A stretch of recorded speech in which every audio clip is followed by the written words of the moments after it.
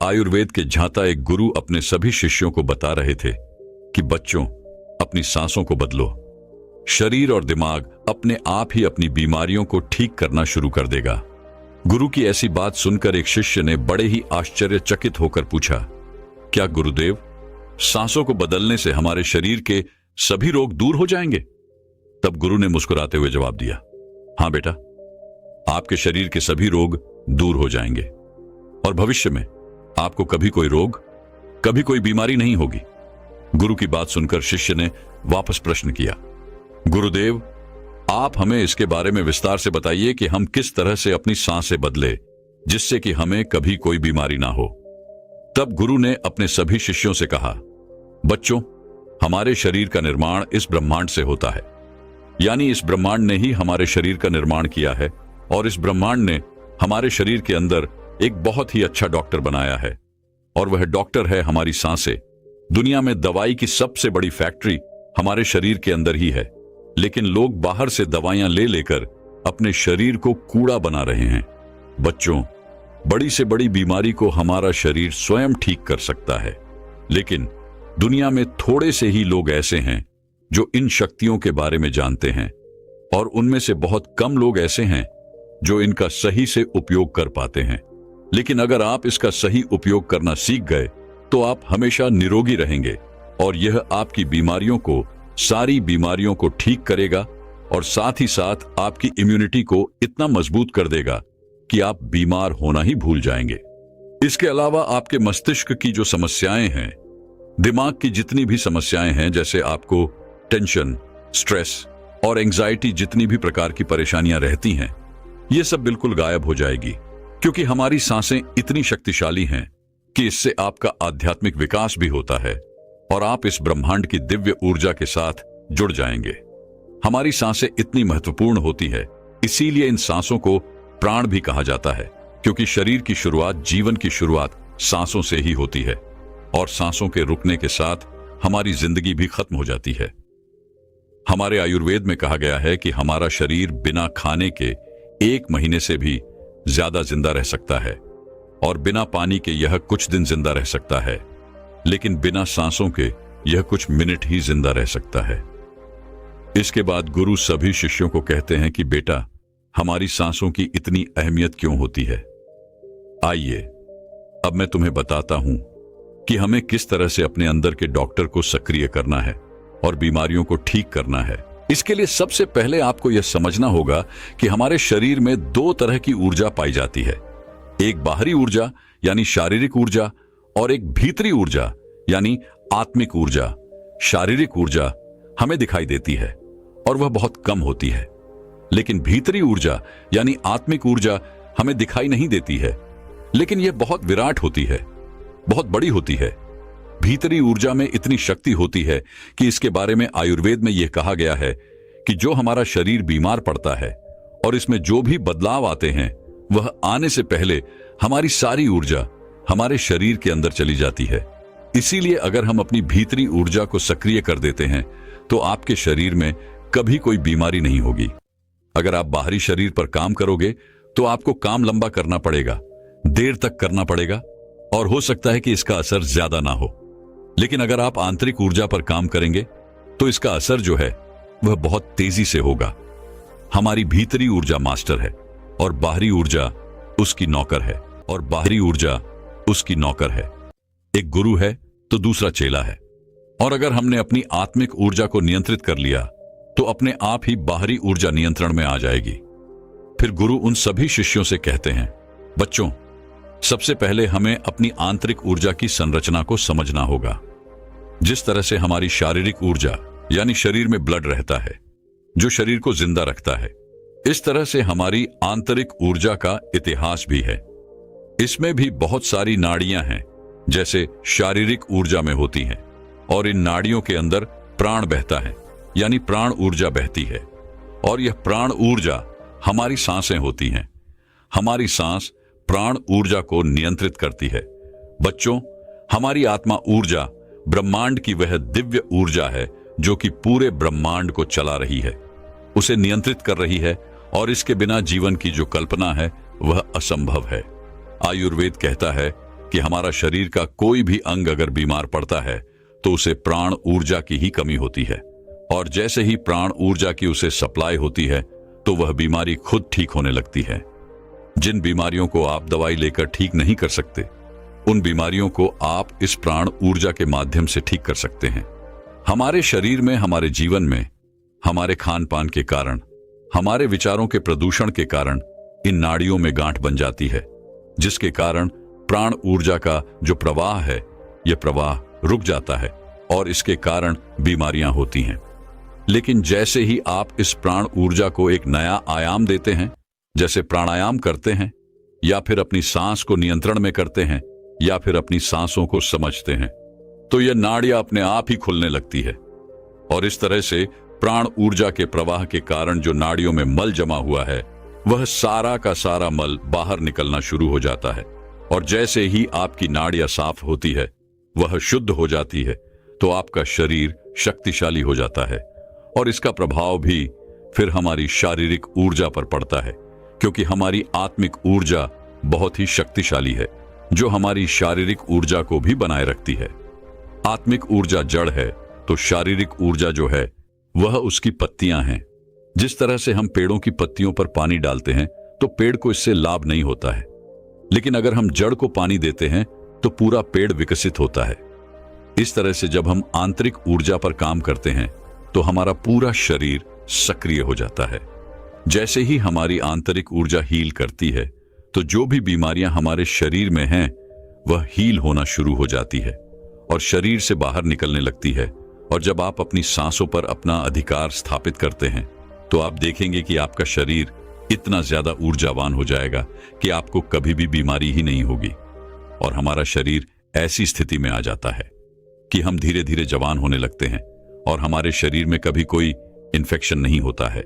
हमारे शरीर की इम्यूनिटी इतनी बढ़ जाती है कि हमारा शरीर जो है वह बीमार होना ही भूल जाता है। फिर गुरु उन सभी शिष्यों से कहते हैं कि अब आप दूसरी बात समझो, हमारे शरीर में नर्वस सिस्टम होता है। इसे समझने के लिए पहले यह समझो, एक बार एक राजा को यह सूचना मिली कि उसके राज्य पर आक्रमण होने वाला है, तो उसने तैयारी कर ली, सारे सैनिकों को तैयार कर लिया, लेकिन कोई आक्रमण नहीं हुआ। फिर अगले दिन उसे सूचना आई और ऐसे करते करते 1-2 साल बीत गए, लेकिन उस राज्य पर कभी कोई आक्रमण नहीं हुआ। लेकिन उस सूचना के कारण उनके जितने भी संसाधन थे, वह संसाधन लड़ाई की तैयारी में बर्बाद हो गए, और वह लड़ाई जो कभी हुई नहीं थी और जिसकी कोई संभावना भी नहीं थी। ठीक उसी तरह हमारा मन भी कार्य करता है। हमारे मन में भी, हमारे शरीर में भी, हमारे ब्रह्मांड ने एक ऐसी इकाई दी है जिसे सिंपैथिक नर्वस सिस्टम कहते हैं। यह तब सक्रिय होता है जब हमारे ऊपर कोई खतरा होता है। इस समय हमारा शरीर एक लड़ाई के मोड में, सुरक्षा के मोड में चला जाता है, और जो हमारे शरीर की सारी ऊर्जा है, जो जीवन शक्ति है, वह लड़ाई के लिए, आपको जिंदा रखने के लिए सर्वाइवल मोड में खर्च होने लगती है। लेकिन यह स्थिति जो है वह हमारा शरीर ज्यादा लंबे समय तक नहीं झेल पाता है, और इससे हमारे शरीर में जो महत्वपूर्ण अंग है उनको ब्लड नहीं मिलता है, ऊर्जा नहीं मिलती है। और इस ऊर्जा की कमी के कारण, ब्लड की कमी के कारण, ऑक्सीजन की कमी के कारण पूरा का पूरा शरीर जो है वह बीमार होने लगता है, क्योंकि हमारा शरीर हमारी ऊर्जा को उस लड़ाई से, उस खतरे से बचाने में लगा रहता है जो खतरा कभी नहीं आएगा, और ना %। इस तरह के खतरे हमारा दिमाग खुद उत्पन्न करता है। जैसे, वह मेरे से ज्यादा खूबसूरत क्यों है? अगर बॉस ने मुझे जॉब से निकाल दिया तो? अगर मेरे शरीर में कोई गंभीर बीमारी हो गई तो? अगर मैं इंटरव्यू में फेल हो गया तो, जिसकी संभावना नहीं है? ऐसे विचार भी लाता है और हमारा शरीर उसे मानकर अपने आप को तैयार करने लगता है। लेकिन आयुर्वेद के मुताबिक हमारे शरीर के अंदर पैरासिम्पैथिक नर्वस सिस्टम है। जैसे सिंपैथेटिक नर्वस सिस्टम का काम गाड़ी को तेज करना है, वैसे ही पैराडाइज सिस्टम का काम ब्रेक लगाना है, शरीर को शांत करना, रिलैक्स करना और हमारे शरीर का सुधार करना है। और इसका गहरा संबंध हमारी सांसों से है। जब हम गहरी सांस लेते हैं तो हमारे जो फेफड़े हैं उसके निचले हिस्से में भी हवा बढ़ती है, जिससे हमारे दिमाग को यह मैसेज जाता है कि घबराओ नहीं, तुम्हारा शरीर पूरी तरह से सुरक्षित है। और फिर ऐसी स्थिति में ब्लड पूरे शरीर में अच्छे से फ्लो होता है और जो हमारी एनर्जी है वह भी बढ़ जाती है और बेकार में नष्ट नहीं होती है और हमारे शरीर को रोगों से लड़ने के लिए तैयार करती है। जब हम गहरी सांस लेते हैं तो इससे हमारा दिमाग बहुत खुश होता है और दिमाग की एंजाइटी, स्ट्रेस, डिप्रेशन गायब हो जाता है और जितनी भी बीमारियां हैं वह ठीक होने लगती हैं और हमारा शरीर ऊर्जावान बन जाता है। शरीर की यूनिटी बढ़ जाती है क्योंकि जो स्ट्रेस केमिकल है वह भी कम होते हैं और जो हमारे शरीर में हैप्पीनेस केमिकल है उनका लेवल बढ़ता है। जब आप सांसों को रोकते हैं, जैसे कुंभक करते हैं, या फिर आप सांसों को धीमा कर लेते हैं या तेज करते हैं, तो उससे वेगस नर्व सक्रिय हो जाती है। वेगस न्यूरॉन मस्तिष्क के लिए एक महत्वपूर्ण मोड़क का कार्य करती है। यह नर्व मस्तिष्क क्षेत्रों को संचालित करने में सहायता प्रदान करती है और मस्तिष्क की यह प्रक्रियाओं को नियंत्रित करता है। वेगस न्यूरॉन के माध्यम से मस्तिष्क को विभिन्न संकेत भेजे जाते हैं जो उसके कार्यों को प्रभावित करते हैं। फिर गुरु उन सभी शिष्यों को कहते हैं कि अब आप इसे गहराई से समझो कि अगर आप अपने सांसों को नियंत्रित कर लेते हैं तो आप अपनी आंतरिक ऊर्जा को हील करेंगे। इसके अलावा आपकी शारीरिक ऊर्जा में भी एक ऐसा जादू होगा जिससे शरीर अपनी बीमारियों को ठीक करेगा, शरीर स्वस्थ रहेगा और संतुलित रहेगा। जीवन की जो शक्ति है वह शरीर के रिपेयरिंग में, शरीर को ठीक करने में, खुश करने में खर्च होगी और इस तरह से हमारा शरीर स्वस्थ रहेगा। फिर गुरु अपने सभी शिष्यों को कहते हैं, बच्चों, आपको हमेशा इन 3 बातों का ध्यान रखना है। पहली, हमें अपनी सांसों को समझना है। दूसरी, हमें अपनी सांसों पर नियंत्रण स्थापित करना है और तीसरी, हमें अपनी सांसों की गति को रिलेट करना है। अब आपको इसे कैसे करना है, इसे अच्छे से समझो। इसमें सबसे पहले अपनी सांसों की गति को तेज लेना है, फिर सांसों को रोकना है यानी कुंभक करना है और उसके बाद हम सिर्फ सांसों को ध्यान से देखेंगे। इसके लिए आपको सबसे पहले बैठ जाना है और अपने रीढ़ की हड्डी को बिल्कुल सीधा करना है। आप चाहे तो इसे लेट कलर भी कर सकते हैं। फिर आपको अपनी आंखों को धीरे धीरे आराम से बंद कर देना है। फिर अपने आसपास की आवाजों को सुनना शुरू करना है। आपका शरीर सर से लेकर पांव तक बिल्कुल ढीला हो जाएगा और इसके बाद आपको अपने आसपास होने वाली हर गति के प्रति सजग हो जाना है और फिर गहरी सांस अंदर ले और उसे धीरे धीरे बाहर छोड़े। ऐसा आपको बार बार करना है। इसके बाद आपको फिर से गहरी सांस लेनी है और उसे अपने भीतर ही रोकना है, जितनी देर आप रोक सके, और फिर उसके बाद उसको धीरे धीरे आपको बाहर छोड़ना है। आपको अपनी सांसें पेट तक पूरी गहराई से लेनी है। इसके बाद फिर आपको अपनी सांसों को बाहर छोड़ देना है और जब तक सांस नहीं लेनी है तब तक आप रह सकते हैं। इस प्रक्रिया के दौरान आपको अपनी आंखें बंद ही रखनी है और पूरे शरीर को महसूस करना है। इसके बाद में आप देखेंगे कि आपके शरीर में सांसों के सहारे जहां कहीं भी तनाव है, चिंता है, वह शरीर से बाहर जा रही है। आपका पूरा शरीर शांत होने लगेगा। इसके बाद आपको अपने चेहरे को महसूस करना है, सर की मांसपेशियों को महसूस करना है, गर्दन को महसूस करना है, कंधे और कंधों की मांसपेशियों को महसूस करना है और दोनों पैरों को महसूस करना है और दोनों पैरों को महसूस करना है। लगातार आपकी चेतना को अपनी सांसों पर रखें। आप देखेंगे कि हर सांस के साथ आपका शरीर ढीला पड़ जाएगा। कोई विचार नहीं रहेगा, कोई सोच नहीं रहेगी, कोई चिंता नहीं रहेगी और आपके शरीर के कण कण में प्राण ऊर्जा बहने लगेगी। ब्रह्मांड की वह दिव्य ऊर्जा जो कि इस ब्रह्मांड को संचालित कर रही है और निर्माण कर रही है, जिससे आपका शरीर हील हो रहा है। और आपको इस ब्रह्मांड ने यह अधिकार दिया है कि आप अपनी प्राण ऊर्जा को नियंत्रित कर सकते हैं और अपने शरीर को स्वस्थ रख सकते हैं, अपने शरीर को निरोगी रख सकते हैं, अपने मन को स्वस्थ रख सकते हैं। आप अपनी सांसों पर नियंत्रण स्थापित करके अपनी बीमारियों को ठीक कर सकते हैं। इतना कहकर फिर गुरुदेव मौन हो गए और अब उन शिष्यों को भी गुरु की सारी बातें समझ आ चुकी थीं। फिर सभी शिष्यों ने गुरुदेव को प्रणाम किया और वहां से चले गए। दोस्तों, अभी हम सांस और मन के संबंध के बारे में जानेंगे। एक कुत्ता जो कि 1 मिनट में 27 से 28 बार सांस लेता है, वह 10 से 12 साल तक जीता है।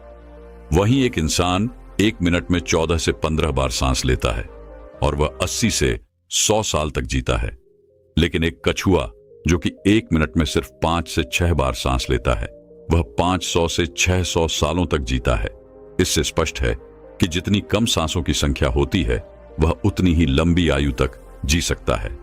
इसी चीज को समझकर हमारे पूर्वजों ने सांसों की संख्या को कम और उसकी गहराई को ज्यादा करने के विज्ञान पर काम करना शुरू कर दिया था, क्योंकि वे समझ गए थे कि इंसान को जीने के लिए साल या महीने नहीं, बल्कि एक निश्चित संख्या में सांसें मिलती है, और सांसों के लेने की गति को कम करके उम्र को लंबा किया जा सकता है।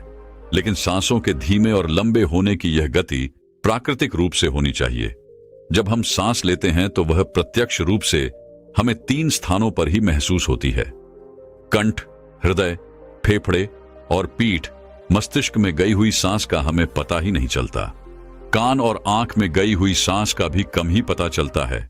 श्वसन तंत्र से भीतर गई सांस अनेक प्रकार से विभाजित हो जाती है, जो अलग अलग क्षेत्रों में जाकर अपना अपना कार्य करके पुनः वायु रूप में बाहर निकल जाती है। यह सब इतनी जल्दी होता है कि हमें इसका पता ही नहीं चलता। हम सिर्फ इतना ही जानते हैं कि ऑक्सीजन भीतर गई और कार्बन डाइऑक्साइड बाहर निकल गई, लेकिन भीतर वह क्या क्या सही या गलत करके जाती है, इसका कम ही ज्ञान हो पाता है। यदि हम जोर से गहरी सांस लेते हैं तो तेज प्रवाह के साथ शरीर के अंदर बैक्टीरिया नष्ट होने लगते हैं। कोशिकाओं के रोगों से लड़ने की क्षमता भी बढ़ जाती है। बोन मैरो में नए रक्त का निर्माण होने लगता है। आंतों में जमा मल विसर्जित होने लगता है। मस्तिष्क की जागरूकता लौटती है, जिससे स्मरण शक्ति दुरुस्त हो जाती है। न्यूरॉन की सक्रियता से सोचने समझने की क्षमता पुनः जीवित हो जाती है। फेफड़ों में भारी हवा से आत्मविश्वास वापस लौट आता है। सोचें, जब जंगल में हवा का एक तेज झोंका आता है तो जंगल का रोम रोम जागृत होकर सजग हो जाता है। सिर्फ एक कपालभाति या भस्त्रिका का प्राणायाम तेज हवा के उसी झोंके की तरह है। बहुत कम लोगों में क्षमता होती है अपने अंदर आंधी लाने की। लगातार अभ्यास से ही आंधी का जन्म होता है। 10 मिनट की आंधी आपके शरीर और मन के साथ आपके संपूर्ण जीवन को बदल कर रख देगी। आजकल अधिकतर लोगों की सांस उखड़ी और बिखरी हुई रहती है। उतने पतले रहती हैं या फिर तेजी से चलती है। लोगों को यह पता ही नहीं चलता कि उनकी सांस किस प्रकार चल रही है। जब क्रोध का भाव उठता है तो सांस बदल जाती है। वहीं पर काम वासना का भाव उठता है तब भी सांस बदल जाती है। हमारे प्रत्येक भाव और विचार के साथ हमारी सांस भी बदलती रहती है। इसके साथ हमारे खान पान और रहन सहन से भी यह बदलती रहती है। वास्तव में हमारी सांसों का हमारे मन की स्थिति और हमारी शारीरिक अवस्था से सीधा संबंध होता है। पूरा योग विज्ञान ही सांसों को सही तरीके से लेने पर टिका हुआ है। तो अगर हम सिर्फ अपनी सांसों को सही तरीके से लेना सीख जाते हैं तो हमारा जीवन जादू की तरह बदल जाएगा। आज इस प्राचीन योग्यता के माध्यम से हम सांसों को सही तरीके से लेने का तरीका और सांसों की जादुई रहस्य के बारे में विस्तार से जानेंगे। बहुत समय पहले की बात है। एक आर्षि अपने आश्रम में छात्रों को योग, ध्यान और प्राणायाम की शिक्षाएं दिया करते थे। वह आर्षि खुद भी एक योगी थे। उन्होंने अपने कई वर्ष हिमालय की गुफाओं में साधना करते हुए बिताए थे, जहां पर उन्होंने बहुत से सूक्ष्म मानवीय आयाम को गहराई से समझा था, और अब वे अपने इसी अनुभव और ज्ञान को शिष्यों के माध्यम से जन समूह तक पहुंचाना चाहते थे। एक दिन रात्रि के भोजन के पश्चात उनके आश्रम का सबसे बुद्धिमान और होनहार छात्र उनके पास आता है। छात्र के चेहरे को देखकर गुरु समझ गए कि उसके मन में कुछ प्रश्न उठ रहे हैं। गुरु के नजदीक पहुंचते ही छात्र ने उन्हें प्रणाम किया और कहा, गुरुदेव, मैं आपसे कुछ प्रश्न पूछना चाहता हूं। गुरु ने मुस्कुराते हुए कहा, मुझे मालूम है, यह तो मैं तुम्हारे चेहरे को देखकर ही समझ गया था। पूछो, क्या प्रश्न है तुम्हारे? छात्र ने कहा, आप अक्सर कहते हैं कि योग, ध्यान और प्राणायाम का मूल आधार हमारी सांसें होती हैं, और अपनी सांसों पर नियंत्रण पाते ही हम अपने मन और विचारों पर नियंत्रण पा लेते हैं। तो आज मैं आपसे सांसों के रहस्य और उनकी यौगिक विज्ञान के बारे में विस्तार से जानना चाहता हूं। यह सुनकर गुरु ने एक हल्की मुस्कान दी और फिर कहना शुरू किया, जैसा हमारा मन होता है, हमारी सांसों की गति भी वैसी ही हो जाती है, या फिर जैसी हमारी सांस होगी वैसी ही हमारी मनोदशा हो जाएगी। यानी हमारी सांसों से सब कुछ जुड़ा हुआ है। जो हमारे भीतर घटता है वह भी, और जो हमारे बाहर घटता है वह भी। हमारे जीवन में घटने वाली हर एक घटना हमारी सांसों से गहरा संबंध रखती है। मतलब कि अपनी सांसों की गति पर नियंत्रण करके हम अपने मन और विचारों पर नियंत्रण कर सकते हैं। अगर तुम किसी सच्चे योगी साधक को ध्यान से देखो तो तुम्हें उसके चेहरे पर एक गजब का ठहराव दिखेगा। एक सच्चा योगी बुरी से बुरी स्थिति में भी खुद को शांत रख सकता है। एक योगी अपनी भावनाओं को नहीं दबाता, बल्कि वह अपनी सांसों पर नियंत्रण हासिल करता है, और सांसों को नियंत्रित करते ही वह अपने मन पर नियंत्रण पा लेता है। और जो आदमी का मन उसके नियंत्रण में हो, उसके पास उसकी सभी समस्याओं का समाधान है। गुरु ने छात्र की तरफ इशारा करते हुए कहा, और वह इस काम पर बहुत हद तक महारत हासिल कर लेता है। इसीलिए वह इस प्राण ऊर्जा का उपयोग अपनी जरूरत के हिसाब से कर सकता है और खुद को दीर्घायु बना सकता है।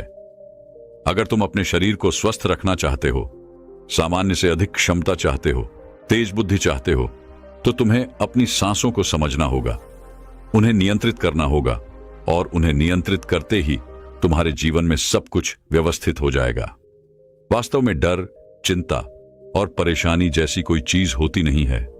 यह सिर्फ हमारे मन और भावनाओं की उपज है, और हमारे मन में भावनाओं को केवल एक ही चीज नियंत्रित कर सकती है, और वह है हमारी सांस।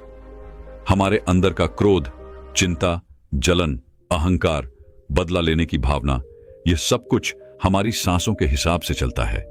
अगर हमारी सांसों पर हमारा नियंत्रण है तो यह सभी विकार हमारे नियंत्रण में हो जाते हैं।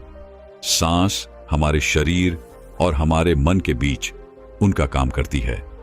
अगर हमें अपने मन तक पहुंचना होगा, हमें अपनी सांसों के जरिए अपने मन तक पहुंचना होगा, और यही एकमात्र रास्ता है अपने मन को समझने का।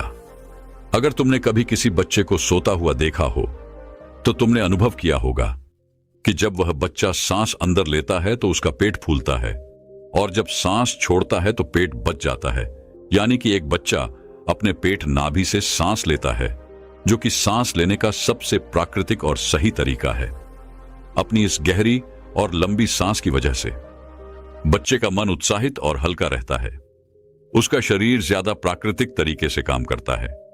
तुमने देखा होगा, बच्चा अपने मन में किसी बात को ज्यादा लंबे समय तक नहीं रखता, और ना ही वह किसी से ज्यादा लंबे समय तक गुस्सा रहता है।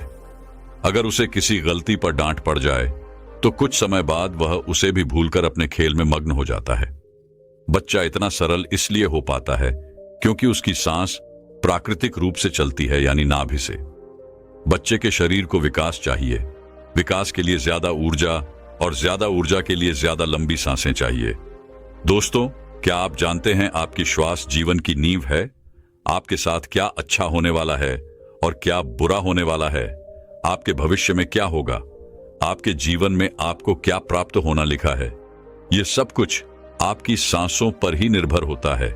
जिस व्यक्ति की सांसें गहरी होती है उस व्यक्ति का ध्यान भी गहरा होगा, और ध्यान से जो ऊर्जा प्राप्त होगी वही ऊर्जा आपके जीवन में आपकी इच्छाओं को पूरा करती है।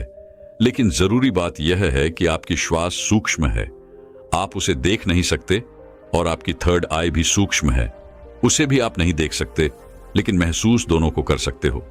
जब आपकी थर्ड आई पर श्वास पहुंचता है तभी आपका ध्यान भी गहरा होता है, और यह आपके ऊपर है कि आप ध्यान में श्वास किस प्रकार लेते हो।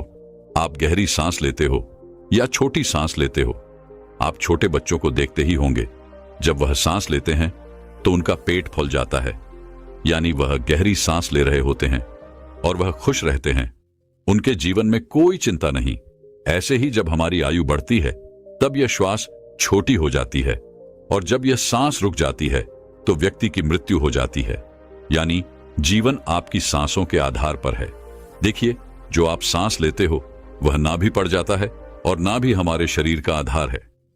चिंता, अच्छी ऊर्जा, अच्छी ताकत और निरोगी शरीर, यह सब कुछ नाभि पर ही निर्भर होता है। और यह ऊर्जा नाभि से उठकर अगर आपकी थर्ड आई पर पहुंच जाए तो आपका ध्यान गहरा होने लगता है, यानी जो मांगोगे सो मिलेगा। ब्रह्मांड आपको सब कुछ देना शुरू कर देता है।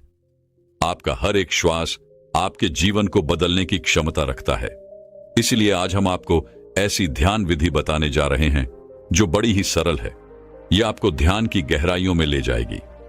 आज हम अपनी सांस को नाभि पहुंचाएंगे और फिर वहां से ऊर्जा को ऊपर उठाएंगे। तो यह ऊर्जा सीधी आपकी थर्ड आई पर पहुंच जाएगी। लेकिन इसका एक नियम है जो जानना बहुत ही जरूरी है। सबसे पहले 15 सांस ले, यह आपकी नाक की मांसपेशियों को एक्टिवेट करेगी। फिर 35 सांस आप लेंगे जो आपकी नाभि को एक्टिवेट करेगी, जहां से आपके शरीर में ऊर्जा का निर्माण होगा। उसके